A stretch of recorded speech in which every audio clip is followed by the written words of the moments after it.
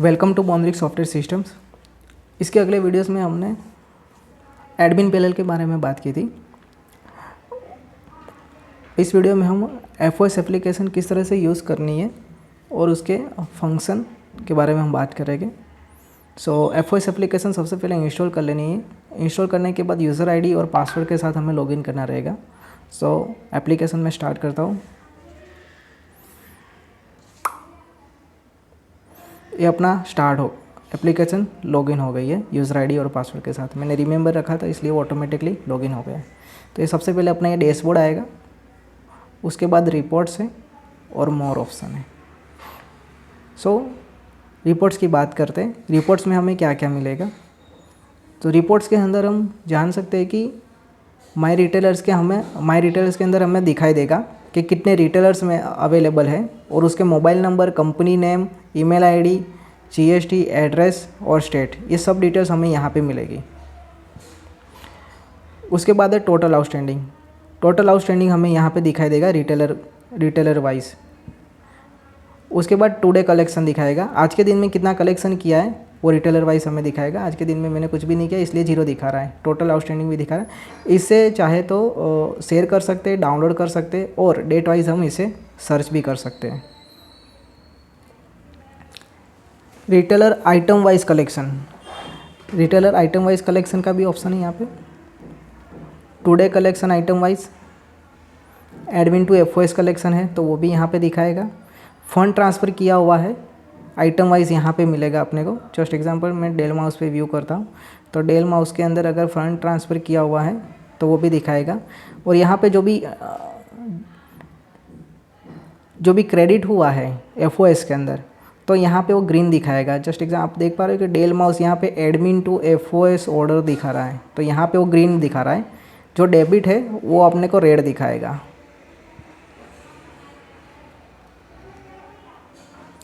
उसके बाद आएगा अपना डैशबोर्ड। डैशबोर्ड में अपने को आउटस्टैंडिंग और आइटम क्वांटिटी दिखाएगा और यहाँ पे 6 ऑप्शन दिए हैं और आइटम वाइज रिटेलर लिस्ट दिया हुआ है। आइटम वाइज रिटेलर लिस्ट के ऊपर हम क्लिक करेंगे तो यहाँ पे डेल माउस अपना आएगा। डेल माउस के अंदर अपने को यहाँ पे रिटेलर्स के ऊपर क्लिक करनी रहेगी। रिटेलर्स के ऊपर हम क्लिक करेंगे तो यहाँ पे जितने भी रिटेलर्स अवेलेबल है वो सब रिटेलर्स यहाँ पे दिखाई देंगे। तो यहाँ पे अपने को सब रिटेलर्स दिखाई दिया, उसके ऊपर मैंने टैप किया और यहाँ पे FOS to retailer outstanding order करेंगे तो यहाँ पे अगर ऑर्डर कोई डालना है तो हम डाल सकते हैं Dell mouse black. Order date, आज की डेट हम डाल देते हैं। एंटर अमाउंट डाल दी। अगर रिमार्क्स है तो रिमार्क्स हम डाल सकते हैं और मैंने प्लेस ऑर्डर कर दिया। प्लेस ऑर्डर हो गया। इस तरह से पॉपअप अपने को आएगा जो भी ऑर्डर प्लेस होगा, जो भी हम करेंगे। उसके बाद हम वापस जाते हैं डेल माउस, यहाँ पे रिटेलर्स में जाते हैं, मार्को जी को सिलेक्ट करते हैं। FOS to retailer inventory order डालना है तो हम ये भी कर सकते हैं। एंटर क्वांटिटी डाल देनी है, अमाउंट डाल देनी है और ऑर्डर नेम, ऑर्डर डेट, ये डालने के बाद प्लेस ऑर्डर करेंगे तो ये भी हो जाएगा। उसके बाद हम देखते हैं बैंक कलेक्शन।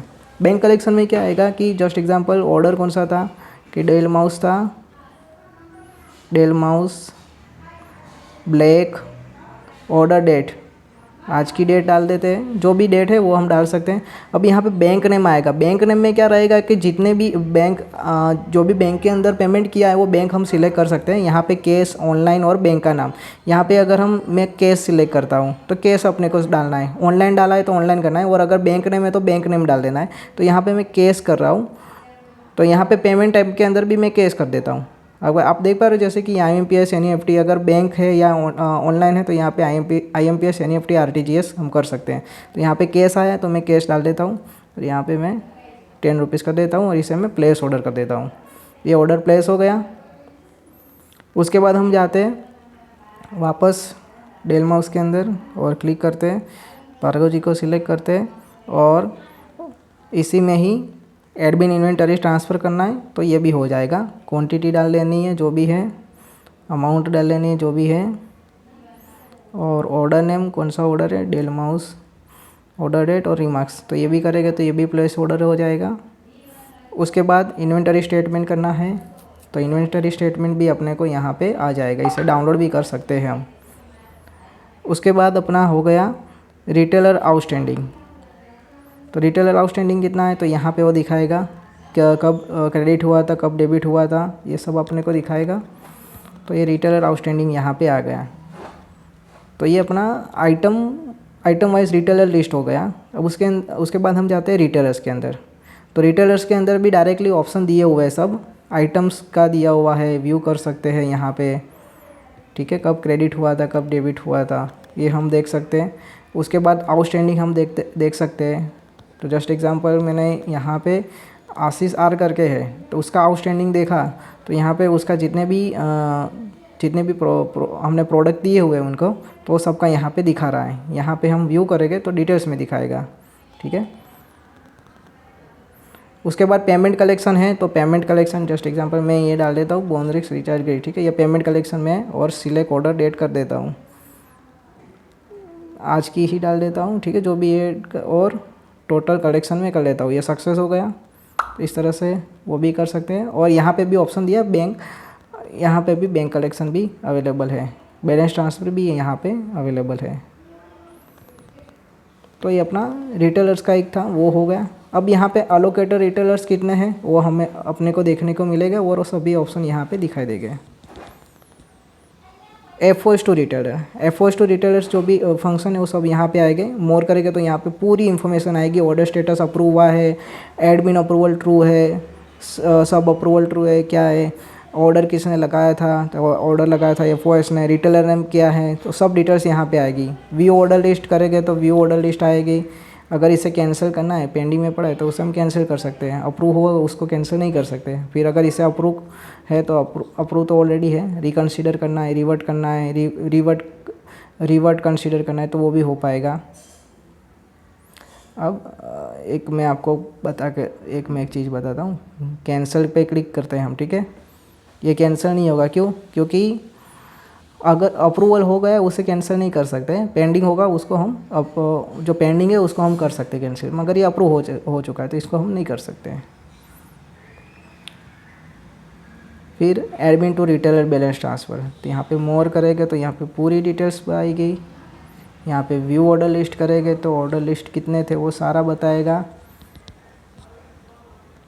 फिर FOS2 एडमिन पूरा डिटेल्स बताएगा। यहाँ पे ऑर्डर नेम क्या था, ऑर्डर स्टेटस कैंसिल है, FOS अप्रूवल ट्रू है, तो ये पूरी डिटेल्स आ गई। ये एक कैंसिल, ऊपर का ऑर्डर कैंसिल वाला है, नीचे वाला अप्रूव है। तो यहाँ पे मोर में देखेंगे तो यहाँ पे अप्रूव दिखाएगा, वहाँ पे कैंसिल दिखा रहा था। तो यहाँ पे भी ये भी कैंसिल नहीं होगा, क्योंकि अगर ये पेंडिंग में पड़ा है तभी होगा। तो अगर ये अप्रूव हो चुका है तो ये भी मना करेगा। अगर पेंडिंग में पड़ा है तब हम कैंसिल कर सकते हैं। FOS2 एडमिन बैलेंस ऑर्डर, तो यहाँ पे भी पूरी डिटेल्स दी हुई है। व्यू ऑर्डर लिस्ट कर सकते हैं, मोर डिटेल्स देखें तो पूरी डिटेल्स दिखाएगी। सो FOS जो भी बंदा जाता है फील्ड के ऊपर, तो उसके लिए जो भी फंक्शन और फीचर्स ज़रूरी है वो सब यहाँ पे हमने डाले हुए हैं।